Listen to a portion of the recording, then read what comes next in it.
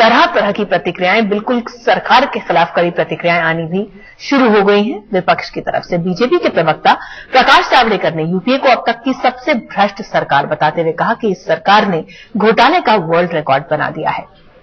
इस तरह से इसने घोटाले के सारे रिकॉर्ड तोड़ दिए। एक 70,000 करोड़ का घोटाला, एक 1,76,000 करोड़ का घोटाला, अब एक 1,80,000 करोड़ का घोटाला। घोटाले का नया रिकॉर्ड, विश्व रिकॉर्ड कायम करने वाली ये यूपीए सरकार है। इस पर हम पूरी तरह से ये विषय को सदन में और सदन के बाहर उठाएंगे और सीबीआई की जो जांच चल रही है उससे भी नतीजे चौंकाने वाले आएंगे।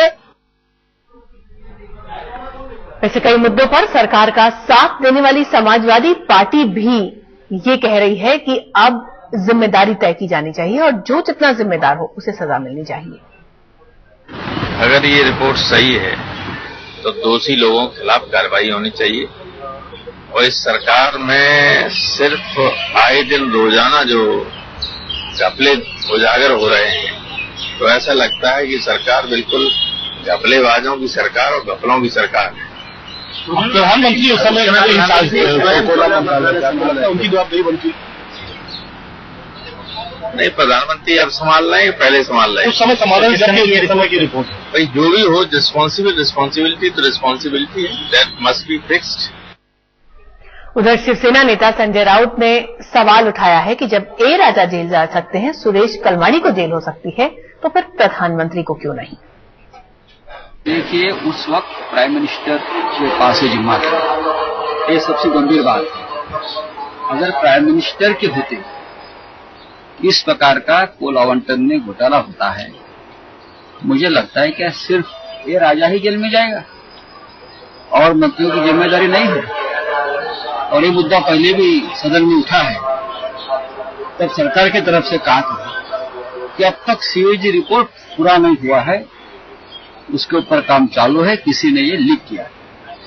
तो अब तो अधिकृत तौर से सामने आया है।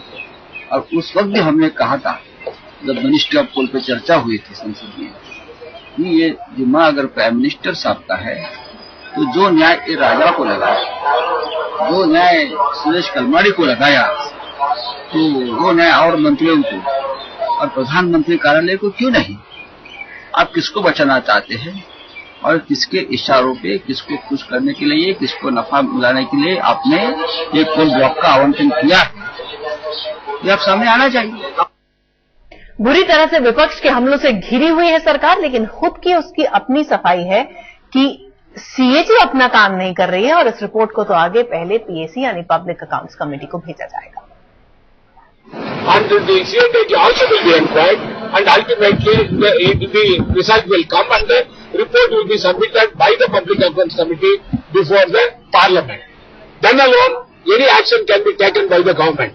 But unfortunately, the CNDG submitting a draft report without some proof in the sense, without it being tested by the Committee of the Parliament, it will not form part of, it will not give any kind of message. I am not going to say anything on the merits of it, because unfortunately, the CNDG has got certain mandate under the Constitution.